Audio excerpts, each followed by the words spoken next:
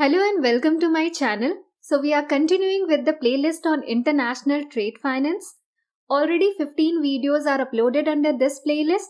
So kindly click on the link to the playlist to get a broader understanding of all the topics covered. And today's topic for learning is theories of trade finance. You can get the link to the playlist on the I button in the description box as well as at the end of this video. Now let's start with all the theories that we are going to cover in this particular video. The theories that we are going to cover in this video are mentioned over here. So the first one is the theory of absolute advantage. Second is the theory of comparative advantage. Third one is the Hexer or lean theory. And the fourth one is factor price equalization theory. So it will be more easier that we will try to understand all these four theories with some examples which you can relate to and see how the basis of international trade came into existence. What all were the theories given by these famous economists. Starting with the first one, the theory of absolute advantage. So this was introduced by economist Adam Smith, and this theory simply focuses on benefit of specialization and trade. Now, one thing you need to consider that all these theories are based on certain assumptions and there are many limitations to these theory. This was provided to form a basic idea of how international trade can exist and how advantage can be taken. But given that whenever theory is given, there are limitations and assumptions related, which is not practical in a real world scenario. But to get a basic understanding on how business was started, how international trade, some basic foundation was set up, these theories proved to be very useful at that particular point of time. Now we will discuss about the assumptions in the last slide, that what all assumptions were made. First, we will try to understand that what these theories focuses on and what was the main concept provided under each of these theory. So the absolute advantage theory is focusing on the benefit of specialization and trade. Now you need to consider that in all these four theories, whenever we are talking about, we are considering two countries into existence and there are two goods which are being exchanged between these two countries. Here comes our first limitation, that we are considering that there are only two countries involved and they are exchanging two of the products in which they are having specialization in. But keeping the limitations aside, you need to understand what was the basic motive of this particular theory. So it said, let's understand this with an example. So for example, there are two countries, Brazil and India. Brazil has more speciality in production of coffee, while India has more speciality in production of pulses. Now, if we go according to this theory, so Brazil is having an absolute advantage in coffee production, while India is having an absolute advantage in pulses production.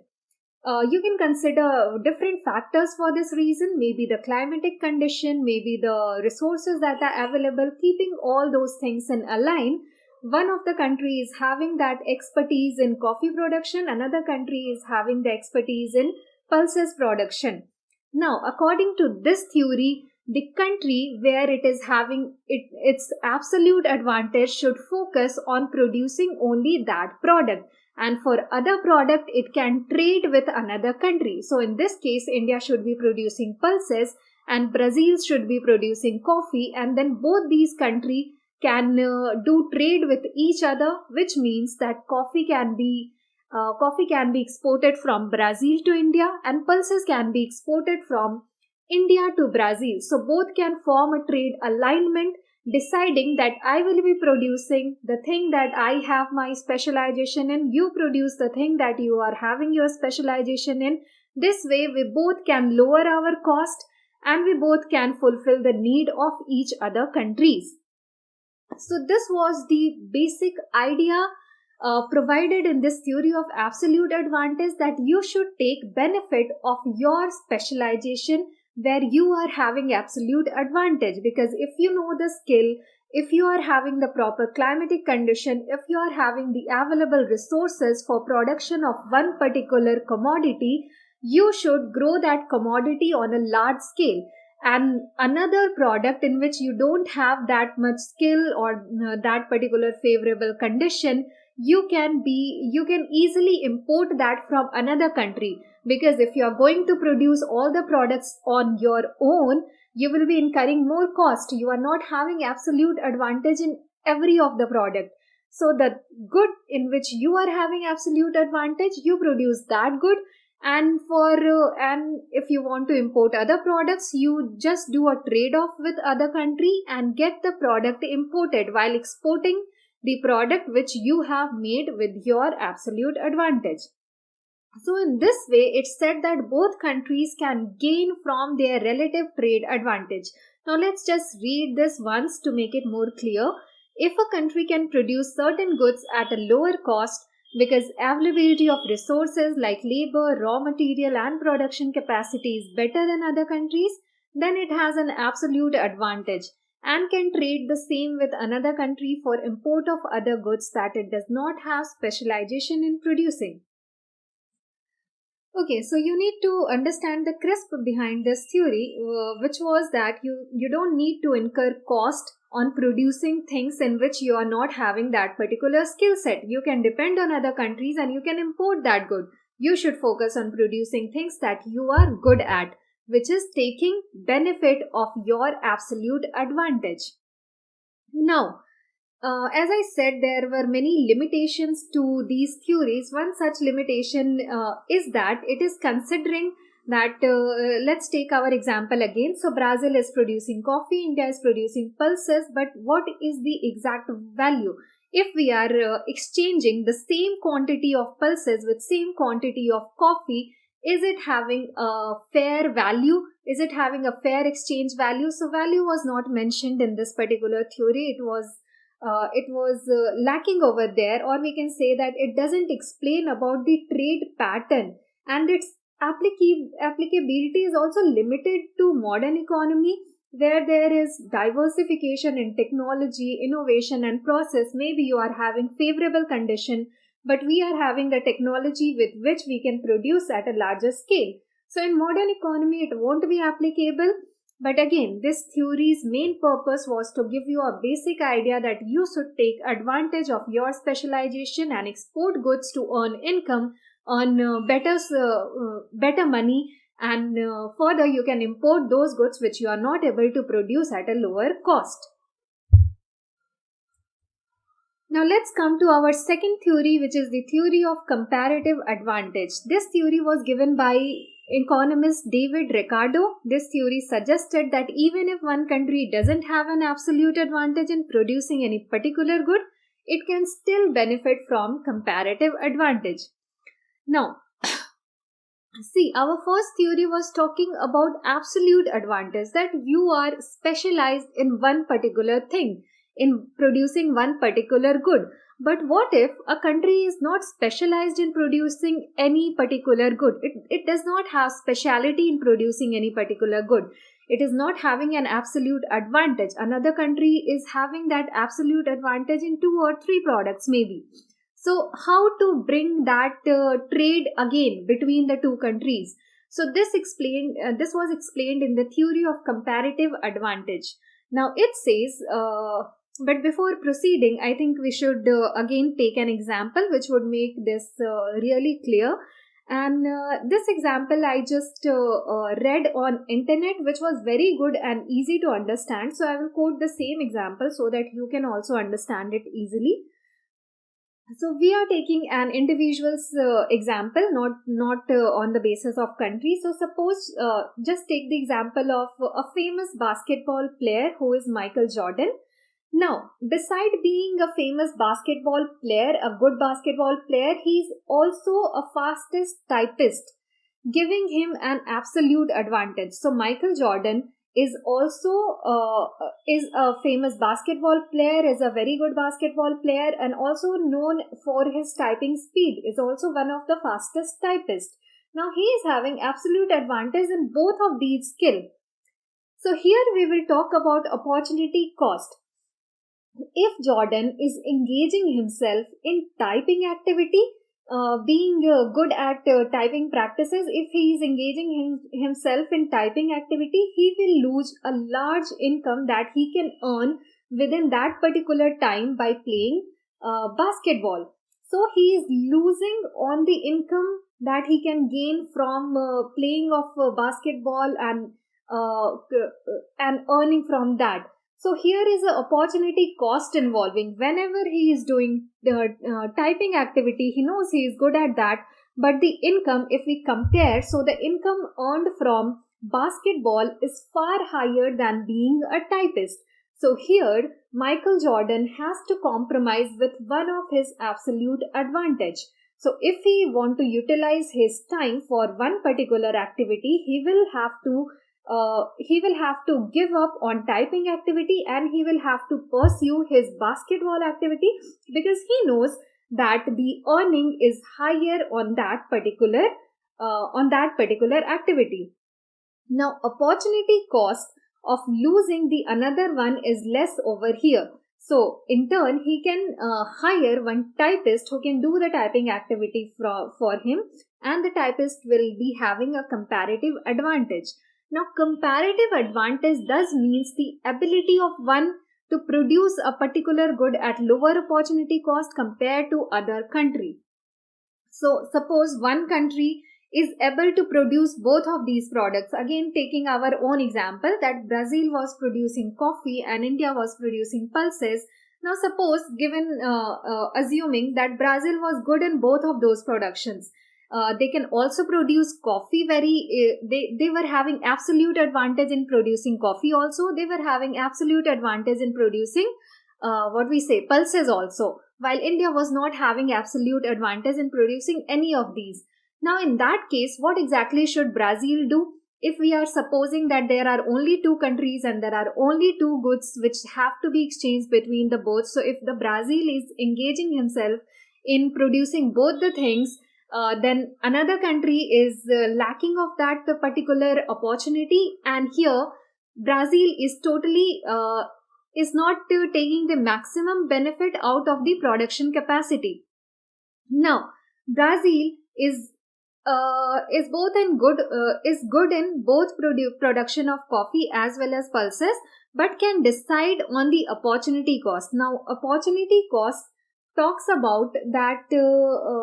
What do we say? Opportunity cost talks about how much will you lose if you give up on one particular activity. So Brazil decided that, okay, I will be producing coffee only, even if I know that India cannot produce pulses as better than as I do, but I will still give this activity to India so that he will be engaging. The time is limited, the resources are limited. I need to focus on the better resources. I am having absolute advantage in both of those things, but I am better at coffee production when compared. So it was an internal comparison in between inside the country. So me being a country, I am good at producing both the things, but one commodity I am producing better than the other, and I'm getting the higher value than the other. So I'll be focusing on one commodity only, and I'll be giving up on another commodity. I will be giving this responsibility to the another country that you produce this particular thing, and then we will be trading off with each other.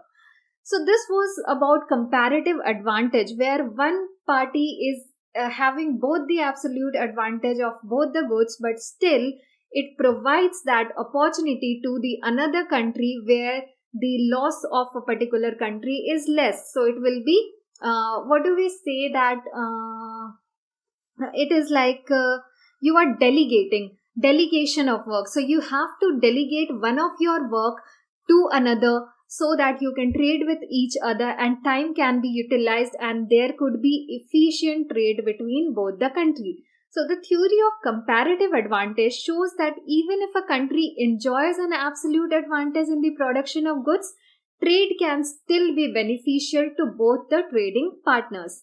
I hope it's clear with the example that we took, that Michael Jordan was good in both basketball playing and at the typing speed, but if have to choose between one of the both, he will be choosing to play basketball because he can earn more over there, and he will be delegating the typing work to another person, and thus the balance can be maintained. So the same concept applies under this comparative advantage analysis.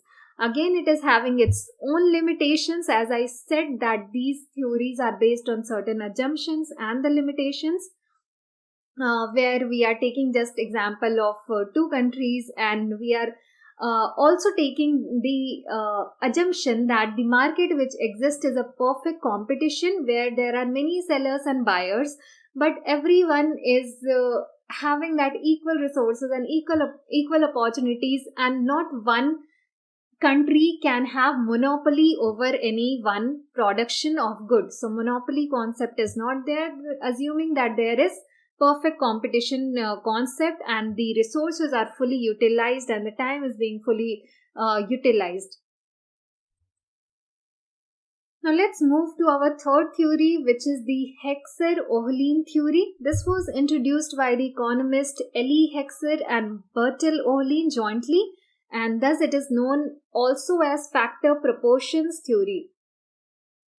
Okay, so this theory gives an idea on the basis of factors of production. Now, factors of production means the things that are involved in production of a particular commodity. So, if you are in a manufacturing process, labors are involved, resources are involved, raw materials are involved. So, there are certain factors which are involved, which are in a particular production process. Now, this theory was based on idea that countries will export goods that use their abundant factors of production more intensively. So, it says that suppose again there are two countries. One country is having abundant of one particular factor, another country is having abundant of another factor of production. So, again, let's take an example talking about Korea and USA. So Korea is having a lot of labor, so it is also referred as a labor intensive country. However, US is having a lot of capital, so it is referred as capital intensive country. So keeping that fact in consideration, if there are two countries, one is having abundant of labor, another is having abundant of capital, so they should be producing the goods that they are having an edge with the factor of production. So, in this example, Korea should be producing labor intensive goods. They should be producing goods where there are more labor's requirement, and US should be focusing on capital intensive goods. That's where there are the goods which involve a lot of capital, a lot of finances involved over there. And after that, taking benefit of each of the abundant factor of production, both the countries can trade between each other.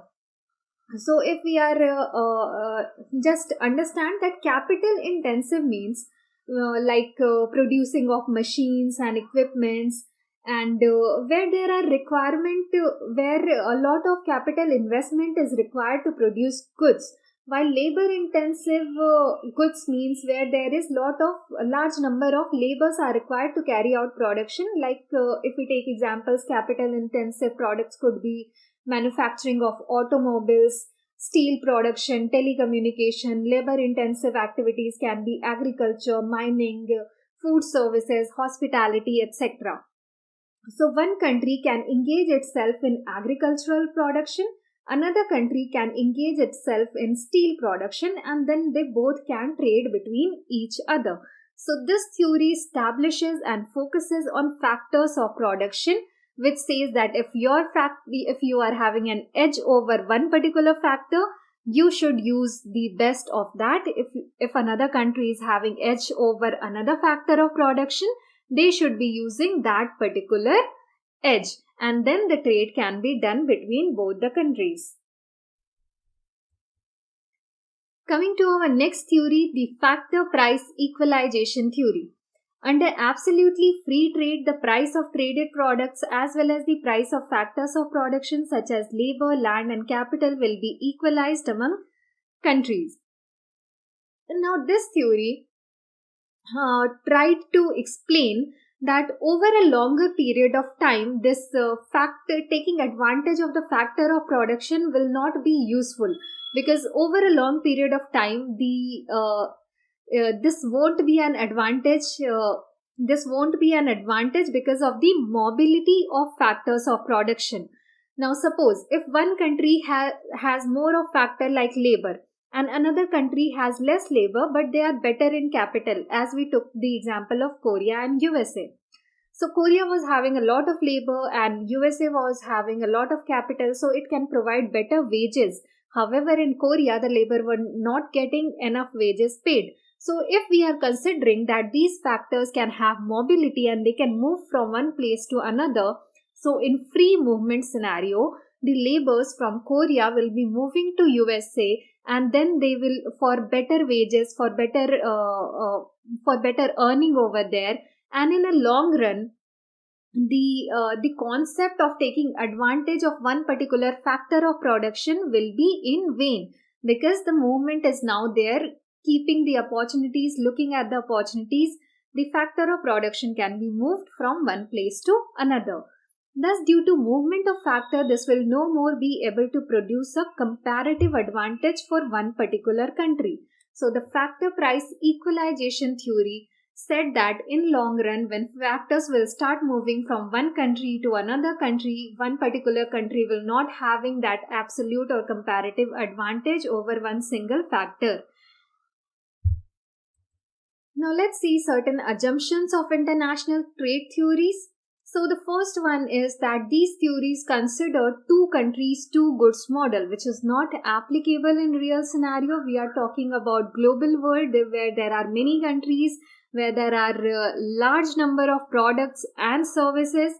So making theories on the basis of two countries and two particular goods is not giving a practical real scenario. Of course, it can be used to derive certain basic understanding, but not totally applicable in practical market world. Constant return to scale. These theories also assumed that if I am having so for example, if I am having 10 workers and I am able to produce like 10 kgs of certain good, then when I'll be having 20 workers, which is double the times, I'll be able to produce 20 kgs of that particular good. So it assumed that there will be constant return to scale. As I will be increasing my labor, similarly my production will be increasing with a constant fixed term. Does it happen in real scenario? If you are if you just keep on increasing your employees, will it help in increasing your productivity? It doesn't work that way. There is not a constant return to scale that every time you are multiplying with the same return.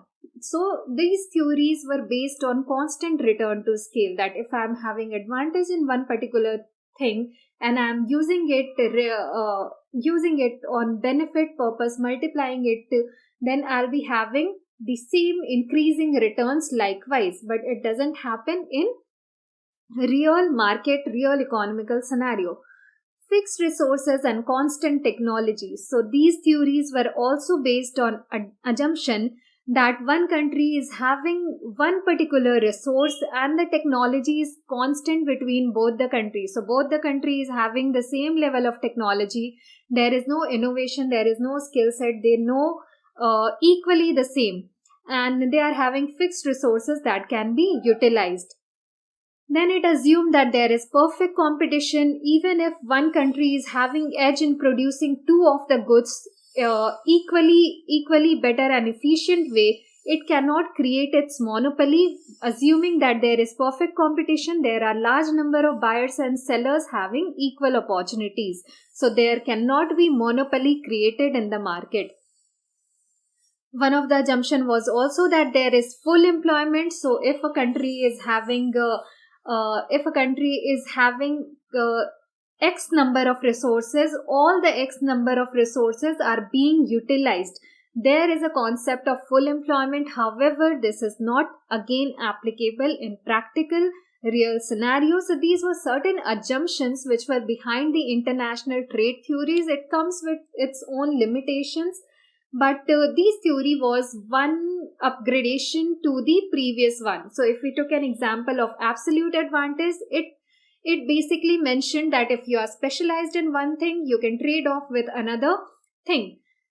Again, we talked about what if I am not having specialization in any of the thing, you can still have a comparative advantage, because even if person is having all the skill set and another person is not having, but one person is not will not be able to utilize all his skills on by himself, so he will have to delegate, and the another person will again gain a comparative advantage. So this was comparative advantage in case you are not having an absolute advantage. Then third theory mentioned about the factors of production, that if you are having the factors of production, you can focus on that which factor of production is you are excelling in, and you can use that to produce the resources, so that so the basic idea was that you can reduce your cost. If something you are good at, if something you can produce at your, because of the favorable condition or because of the cheap labors that are available, you will be incurring less cost, and thus you can maximize your profit together with the collaboration with another country. So it mentioned about the factor of production, and then the another theory suggested that what if the factors of production will start moving. In that case, there will be an equalization over a long period of time, if there will be mobility, if there will be movement. So these were the theories. I hope it was a bit clear in your understanding. If you liked the video, do hit the like button and do not forget to subscribe to channel. Thank you so much for watching.